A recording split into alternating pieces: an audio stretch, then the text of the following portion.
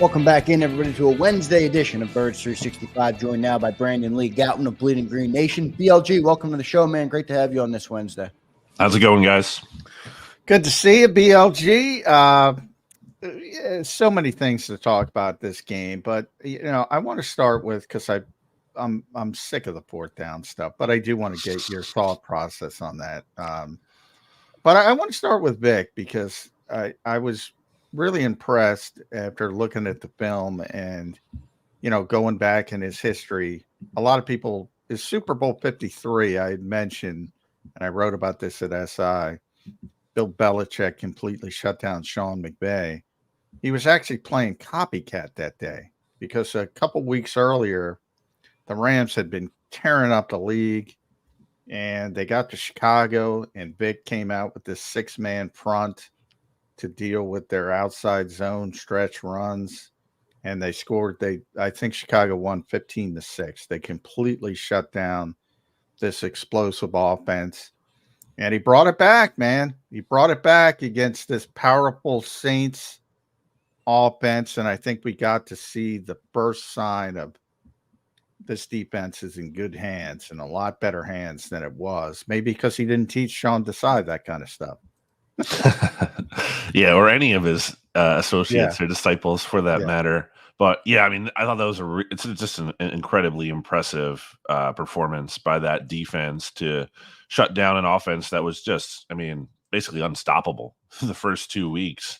And regardless of who the Saints played, I mean, I don't care. Like when you're putting up like over 400 yards and 40 something points, like that's just pretty incredible. Yeah. And also considering that the Eagles defense was put in some bad spots there because they had the block punt that started a Saints drive at the Eagles 27. Saints don't score on that from the turnover on downs.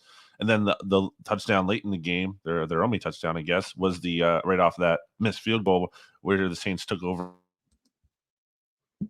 at the 50-yard line. So to hold the Saints to just 12 points total there, it was shocking me considering coming into the game after what we saw against the Falcons, Eagles couldn't either stop the run or rush the passer. So to be able to transition from that to just shutting down this hottest offense in the NFL, I mean, Vic Fangio is a huge reason why. Yeah. And I want to give Vic credit, but I still say now, number one before, and I brought that up, number one is Jalen Carter. I mean, they couldn't block Jalen Carter. Players play better and the defense looks better. Yep. Yeah. It's always players first. How do you tap into that, BLG? I mean, it was a bad week for Jalen Carter. Let's be honest. He didn't play well. And when you got Nick Sirianni saying he didn't play well and Vic saying he didn't play well, and then he's getting benched for the first series because he's late to a team meeting, wasn't a good week for him. And then he shows up in New Orleans and he's the monster we all expected, or we all hope at least, that he can turn into. How do you tap into that consistency? Is it just up to the player? Yeah, I mean, Jalen Carter himself also said he wasn't playing well. More specifically, said he was playing as trash. Yeah. So maybe that was a little bit of a turning point for him, and he realized that he really needed to get his butt in gear and turn this thing around after a slow start. I mean, it's not like he's lacked ability. Clearly, we saw it last year. Thought he looked good again in training camp this year. He has the talent there. It's just about, making it all click and being the consistent kind of player that he needs to be for this team. Because, you can see when he's firing on all cylinders, I was saying, like, it kind of reminds me of Fletcher Cox when he was in his prime, maybe even better, but at least when Fletcher Cox was at his peak, he could just take over a game and there's really nothing the other team could do about it. And he would just totally kind of shut down an entire offense. And we clearly saw Jalen Carter just do the same thing. And the box score wasn't even bad by any means, but he played so much better than the stat sheet could even indicate. I mean, you just saw him pop on the film time and time again. He's a special player. And look, I mean, I think if he plays like this team's ceiling is very high. Yeah, no doubt. BLG, I think the biggest question now for the defense is going to be the consistency thing, right? It's got to be week in and week out. I mean, you go from, really a bad defense in that second week to a tremendous defense in week 3. So we're definitely counting on consistency there. I optimistic that they can be more consistent. I mean, you're talking about a young group, obviously, with a lot of young leaders on that group. I did think it was going to take some time, but I think you saw a flash of what they can be if they continue to develop. How optimistic are you that they'll be able to kind of put it together and be that on a more week in, week out basis? Yeah, I think some of it too is just channeling energy of like, hey, we can't be pushed around here. We can't be this defense that can't either stop the run or rush the passer. We have to kind of play with some more pride. And I think that was also another factor in this game, in addition to the players playing better. And Vic Fangio cooking up a good game plan is the players as a whole kind of just playing with more toughness and physicality and effort all around. So certainly you hope to see that continue.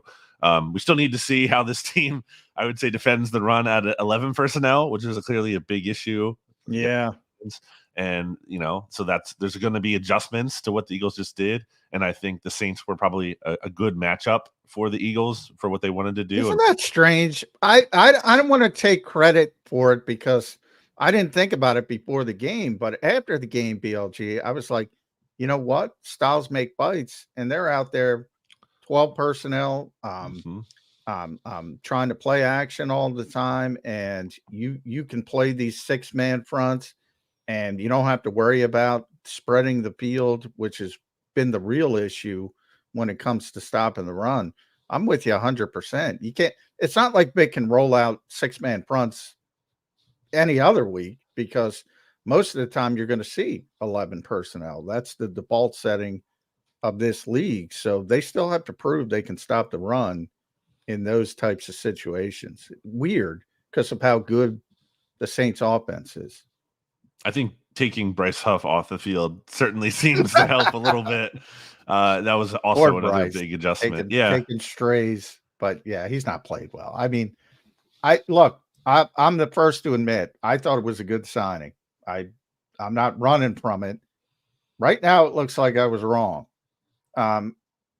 What is going on? I mean, he played well, granted, in limited snaps with the New York Jets.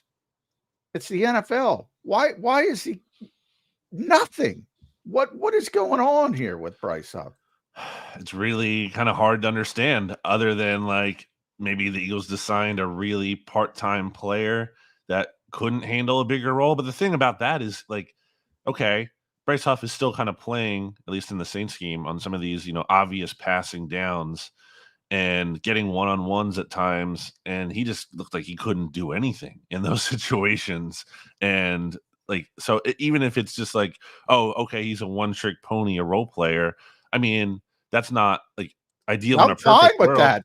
Yeah, but if the one trick, case, right. If he can do that, sure, you have something there, but that's not the case. They have nothing. He's giving them nothing. Second game in a row, didn't even show up in the box score. Has one assisted tackle the whole season. Like that's nothing. Yeah. Now, long term, because we know Vic well enough now. BLG, he's going to do what he wants to do. But this is Howie gave this guy $51 million. You don't want to be embarrassed. At some point, ego comes into it. Are they going to force him to play Bryce Huff at some point? I mean, I think the forcing is where we are now in terms of like, Vic Fangio might not want to play him at all for all we know. And maybe he wants to get Alex Hunt more involved. But yeah, I mean, are we really approaching a point where we're going to question if he should be on the 53? I mean, it seems like we're not far from that. He's going to be on the 53. Yeah, I know that. I know he's going to be. But I mean, the question is no longer like even how productive can he be or can he live up to what we signed him for? It's now moved down to like, should he be on the field at all? I think it's just going to be what we saw in like that fourth edge rusher kind of role. And again, obvious passing situations, hoping that they can get him going there at some point. And there's some kind of signs of life. And if there aren't over, 5 more games, whatever, 8 more games, then, then maybe things get changed at that point. But obviously they're going to give him enough of a leash here to show some kind of flash at all. Yeah, it's ugly. It's getting ugly. It's still early, but it's getting ugly. He's got to show something. And confidence is a big thing with players. It seems like he's lost his confidence. Maybe they can figure something out. Maybe Vic can scheme something up to get him a sack, and who knows? Maybe he can turn the corner at least a little bit and become a contributor. Shipped it to the offense. All right, we'll get over it. One of the things I think we got to elevate, I've been saying this all week, and I'm going to throw it at you, BLG. I think we got to elevate this fourth down conversation from this standpoint. The overall aggressiveness of the Philadelphia Eagles has been a big net gain for this organization, to the point where the entire league has shifted to their philosophy. I think it should be a source of pride for the fan base. Literally. I mean, they changed the way the NFL thinks, and every minutia of a failed fourth down is that's the dumbest decision ever. I mean, that's just about play results. Mm-hmm. By the way, I think the 4th and 1 at the end of the half, that was dumb. That was dumb because of the timing, though. Mm-hmm. There's not much upside. Either you trick them and you score a touchdown, or you're kicking a field goal anyway. I just didn't see the upside of that. So I'm not saying it's always great, but overall, and that's what you're looking for when you're talking about analytics, it has given this team a huge advantage over the years. And by the way, BLG, if they weren't this aggressive, they wouldn't have their Lombardi trophy. Yeah, that's the thing. That's like the ultimate hard to reconcile thing to me when I hear people tell you have to take the points. That's not how the Eagles won a Super Bowl. Doug Peterson did not just take the points en route to a championship. And then the other part of it is, like Philadelphia has this reputation for, blue collar, tough, and like football, macho, like kind of this really like, tough guy kind of thing. And it's like, you're scared of a fourth down. You're not like, hey, let's go all out. Let's believe in ourselves, confidence, toughness. And you want to punt the ball. You want to rely on like a guy who's like one of the smallest players on the roster, either like the punter or the kicker. Like you want to rely on that guy instead of your big offensive line blowing the defensive line off the ball and maybe getting the first down. Like it doesn't make sense from that point to me either. Yeah. I mean, you can talk about Philly special all you want. You can talk about Brandon strip sack, all obviously big plays, tremendous plays. They don't go for it on 4th and 1. Yeah. With Zach Ertz, Nick Foles. Patriots are getting the ball back. You know how that game was going, BLG. They were they were going to score. They didn't punt. Yeah. The whole game. No. So it's mystifying to me why so many people have a problem with it. It is really mystifying. And like I said, it should be a source of pride. They changed the way the NFL thinks. Everybody goes for it. Now it's become, and I mentioned Antonio Pearson week 1 had a chance to win a game. He was down 6 points plus side of the field. Yeah. Plus side of the field, punted the football, old school football, never got the ball back, lost. Maybe he doesn't get it, but at least he's got an opportunity to go out and seize it and win a game. He played old school football. It's just, and I'm the old guy, right? I'm supposed to be why am I the forward thinking guy in this town? I don't get it. Dennis Allen helped keep the Eagles in that game in part on Sunday, by the way, too, by also being conservative. Like he punted that one drive from the Eagles 40. I think he had another from like the Eagles 42 or 45 or something. Like an underrated reason, not to take credit away from the Eagles, but also for Dennis Allen being conservative, that also helped them in that game. Yeah, and then he went away from it at the end and decided to go for the 4th on late. And I'm like, at that point, you should have just stuck with your conservative guns and taken the 3 because it might have changed the outcome of the game a little bit. But he went away from what he wanted to do. BLG, I want to start to talk about this game on Sunday, man. I think this is where you're talking about now real adversity for this team. I mean, we don't know the update yet on the injuries, but potentially no Devontae, potentially no AJ again, potentially no Lane Johnson, your all-pro right tackle. How you viewing this game coming into it? Week 4, Bucs kind of regressed a little bit last week, but just your early thoughts on this game in Tampa for week 4 for the Eagles.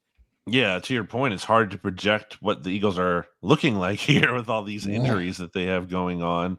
I will say that I don't think the Bucs are a super scary team now. I say that with the Eagles having struggled with them, obviously the last time they played, but I think, the Bucs are riding a little bit off of the reputation of that win against the Lions in Detroit, which on its face, beating the Lions in Detroit, a good thing. But that game, like, the Lions outplayed that team. I mean, the Lions, I think, visited the red zone 10 times and scored like one time. They kind of just got a little bit unlucky there. It's kind of like, reminds me of just this Eagles Saints game where, the score 3 points at the end of the day and Eagles won, but they outgained them by over 200 and whatever yards. So I think the Bucs got outplayed in that one, and they have some injury issues of their own going on, especially up front. But yeah, I mean, I don't even know what to make of the Eagles receiving core this week. Is it going to be Jahan Dotson and Paris Campbell and Johnny Wilson and maybe John Ross? Like, I mean, that's concerning. Yeah, it is.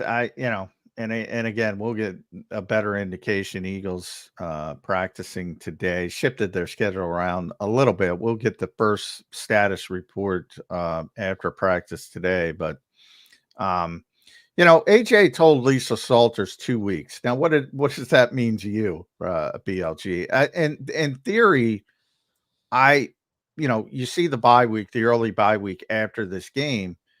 I would say, well, they'll play it cautious, get through the bye week, and then you give AJ all the time he potentially needs.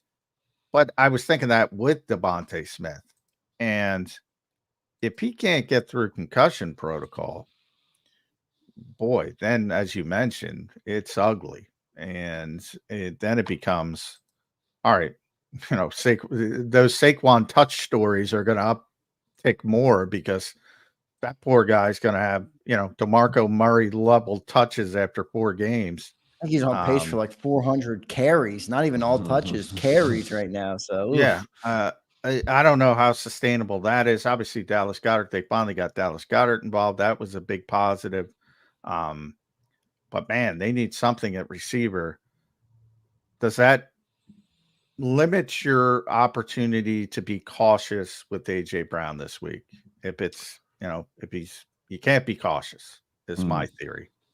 Yeah, I think they, in a perfect world, obviously they want to ride it out until after the bye and just make sure that it doesn't pop back up. We know these hamstring injuries could be a nagging thing if you don't kind of wait it out properly. So yeah, but it's not an ideal world.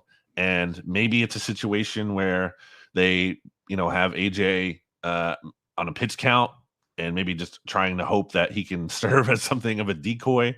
So the defense kind of has to account for him more than not at all. I guess that's kind of maybe the most I could see him playing, just based on how he hasn't been out here and we don't know really anything. Maybe, and because of the situation being so dire, maybe that's how they would try to do. They would try to compromise there. But I mean, that I think that should make anyone nervous again, that he would be returning before he might be 100%. So yeah, just not great. Not a great situation. No. And it is a difficult decision from that standpoint. If it is that bad, I wouldn't use him as a decoy. Then I'm taking my medicine. I'm trying to persevere as much as possible. But I'll bring that up. Look, this team, the word I used was clunky. They can't be this clunky every time AJ Brown's not on the field. They got to do a little. You can't replace a guy like that. That's baked into it. But, the Kansas City Chiefs lost Tyreek Hill, and everybody's like, oh, they win Super Bowls. They're not the same. They're not nearly as explosive as they once were. Even I go back to Jefferson got hurt last year, had a hamstring, ironically, missed 4 or 5 weeks. And all of a sudden they had Jordan Addison and then they do something. They got to be a little bit better. Even with Devontae out there, they're clunky. Why is it? But it's amazing to me a wide receiver could have that impact on the offense. Amazing to me. I think part of it's the quarterback. He just, and not to fault him, but he loves throwing to AJ Brown, and hard not to when he's such a good player. I think we've seen, even when the offense as a whole might be out of sync or everything isn't clicking, at least that easy button is. Like, even when, as recently, the Eagles practice against the Patriots this summer, that one day where like a lot of things weren't going right for the Eagles offense. So I think it was just like, well, I'm just going to throw to AJ Brown over and over and over because that works. And to not have that here and for multiple games now, yeah, you would hope that they're adjusting a little bit better. And I give him credit for actually remembering that Dallas Goedert is on the team. Somehow only had 4 targets week 2, fewer than Britton Covey. So I think that's important. So that's, I guess, an encouraging sign. I'll take that they remember he's on the team. But yeah, I don't know what this looks like if he doesn't have either Devontae or AJ to trust in this situation. It might just have to be, even though it's not ideal, give Saquon the ball like 30 something times. It's going to be another Saquon. Yeah.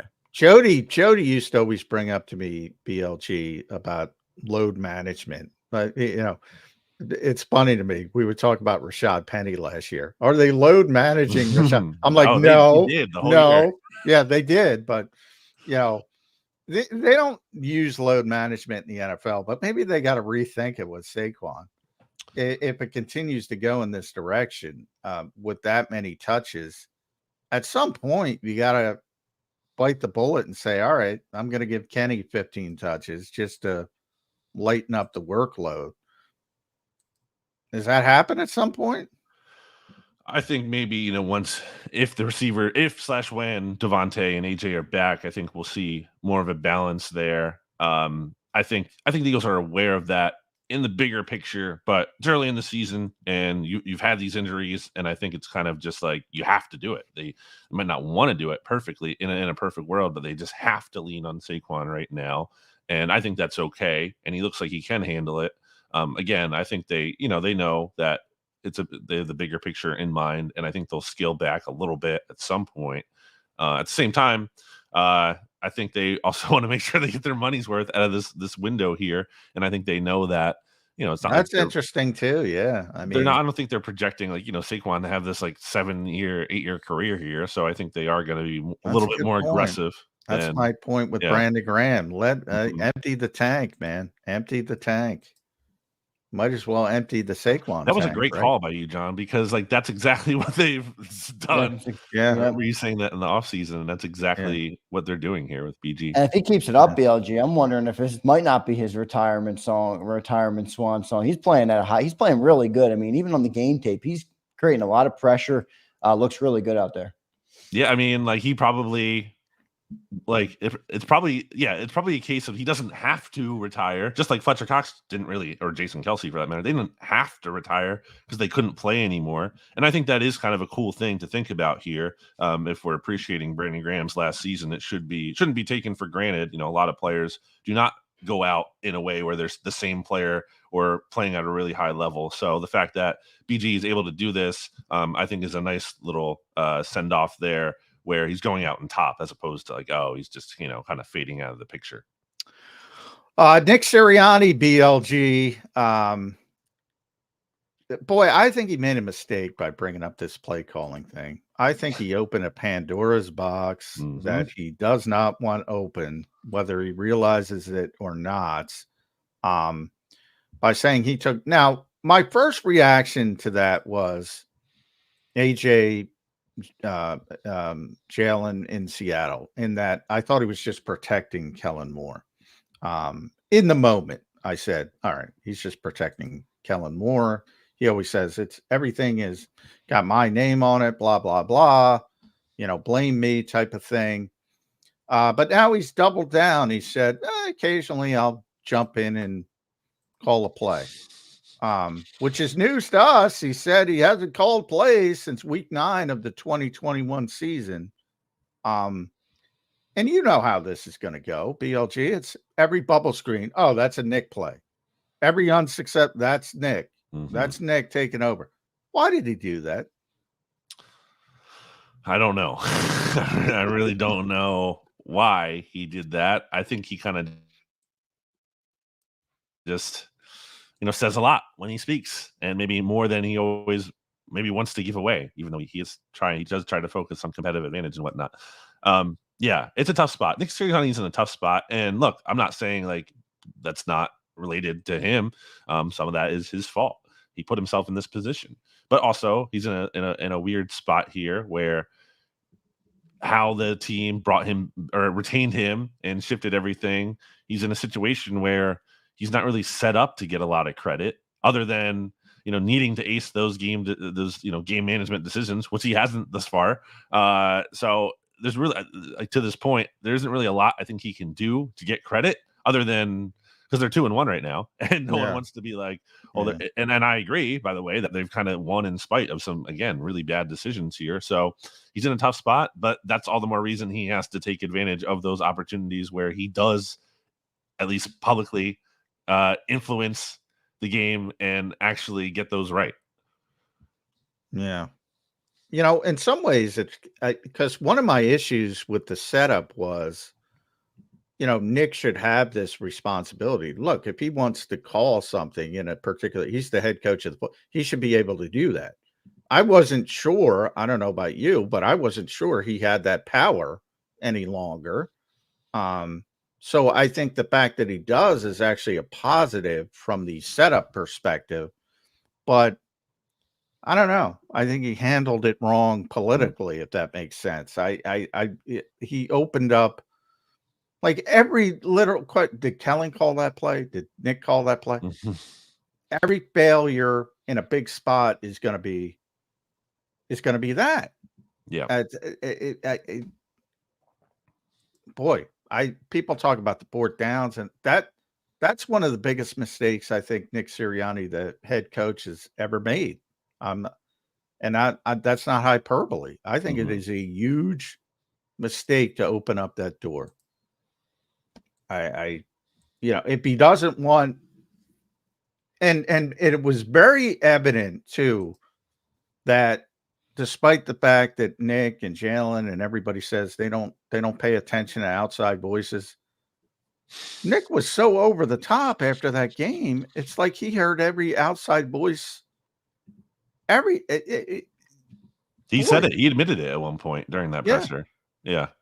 So you just opened up a bunch of other outside voices. I maybe it ends up to be nothing, but I assume there's going to be hiccups with play calling at some point in the 14 games remaining. And now we don't know who's responsible for it. I don't, and maybe it's just Nick's way of protecting his guys ultimately in the end. But where are you? And I guess my question is, I'm rambling. Where is it just Kellen Moore for you? Or are you going to start to question who's calling the plays in big spots?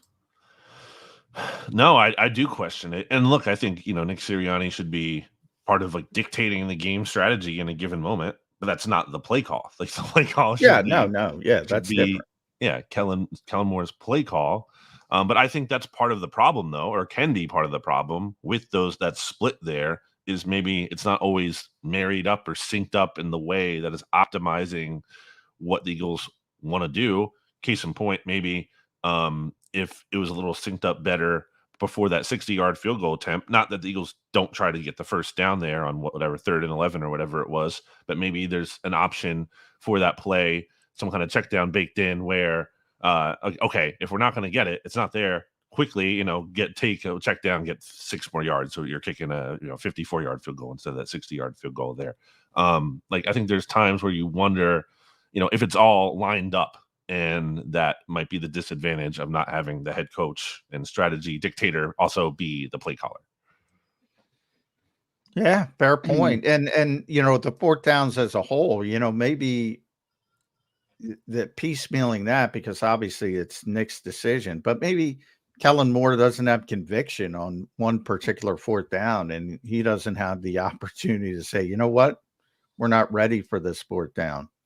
Yeah, and that's why that kind of thing's one of the reasons why I didn't like the setup to begin with. And we'll see how it works out. 2-1 start. Can't complain about that. That's the ironic thing. You go into New Orleans, one of the toughest places to play in this league, against a team averaging 45.5 points. And Dallas Goedert was on, I think, McAfee's show. Saquon Barkley's on Dan Patrick's show, and they're getting Nick Sirianni questions after the 3rd game of the season. To me, that's not a positive. But but I digress. At Brandon Gowton, make sure you follow BLG on the X platform. Editor-in-chief, Bleeding Green Nation, must read every day. If you're an Eagles fan, get your morning coffee, go there to see the latest Eagles news, bleedinggreennation.com. Linebacker play, I'll end it there with you. Zach Baun, great game, terrible game, great game. I think Nakobe Dean wasn't that good the first 2 weeks. I think he got a little bit better. Where are you on the linebacker play of the Philadelphia Eagles?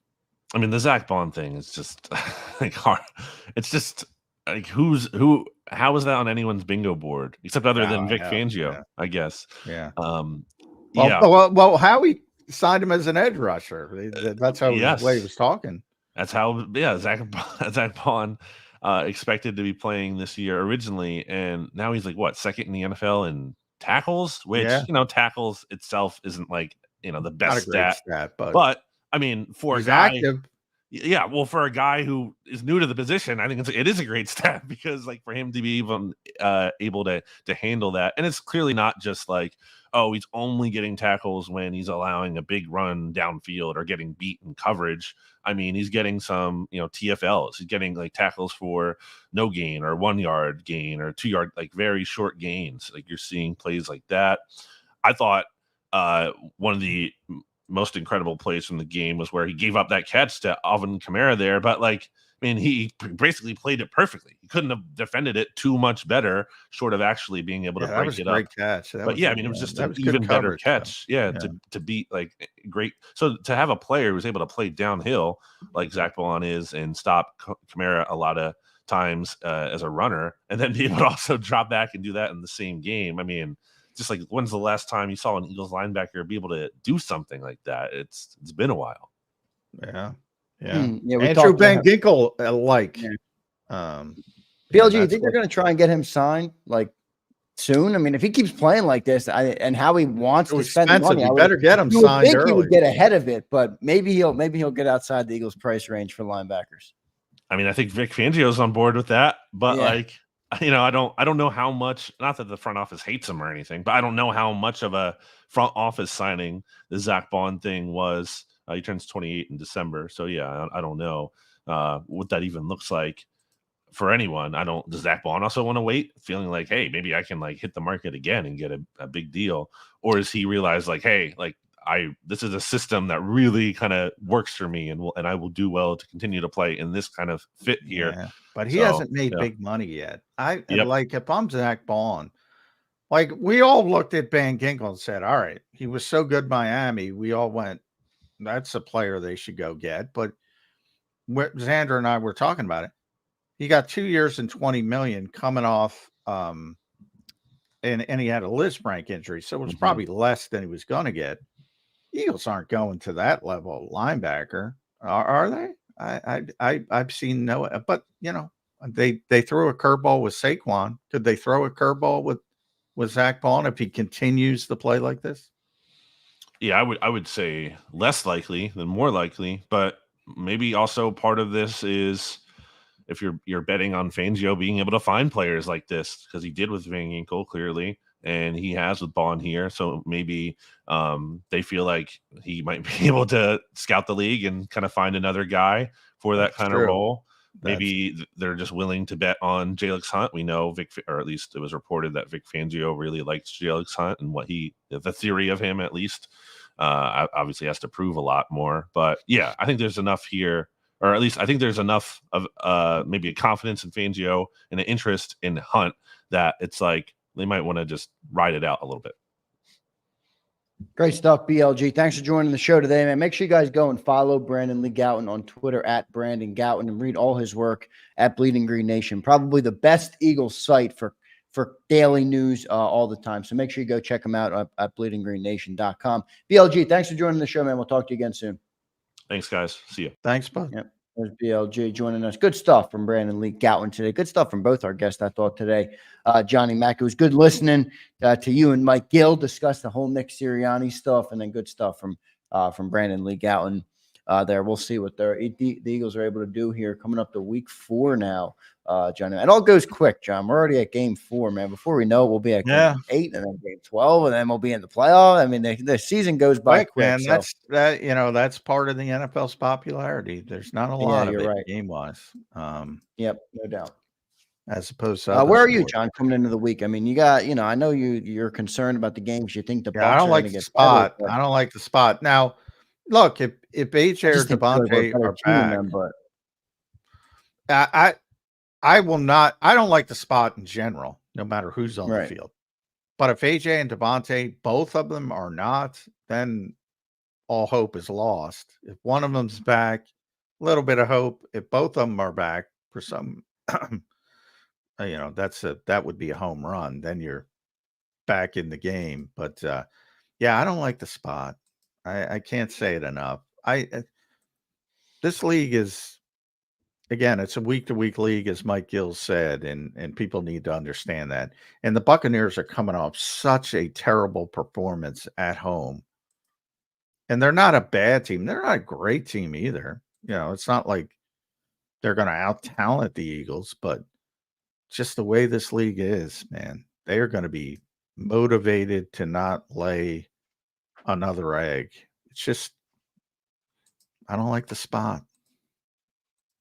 We'll see how it plays out this weekend. I do think Eagles, but we're talking about some big injuries, everybody. So we got to see how they all shake out. We'll see. I want to thank Anjan Gandhi for becoming a member. Thank you for your support of the channel. Appreciate that very much. And then John, a member chat from our man James Carver. If you guys are a member, you do get, I believe, one of these a month where you can. It's like a super chat where I'll read it, but I think you get one automatically for being a member. So if you're a member, make sure you use your member chat on a monthly basis.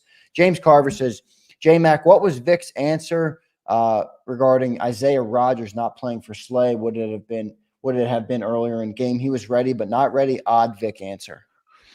Well, he had surgery on his hand. So, back when he came back, Isaiah was, the first game he was active, it was more of an active for a potential emergency situation.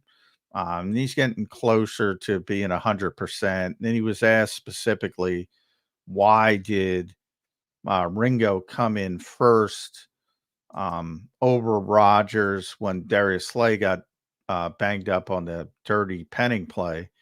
And he was asked if it had to do with Slay's the left corner, if it had to do with that side of the field. Ringo's played more there. Rodgers, they both played right corner and left corner, but Ringo played more there rep wise than Rodgers in the summer.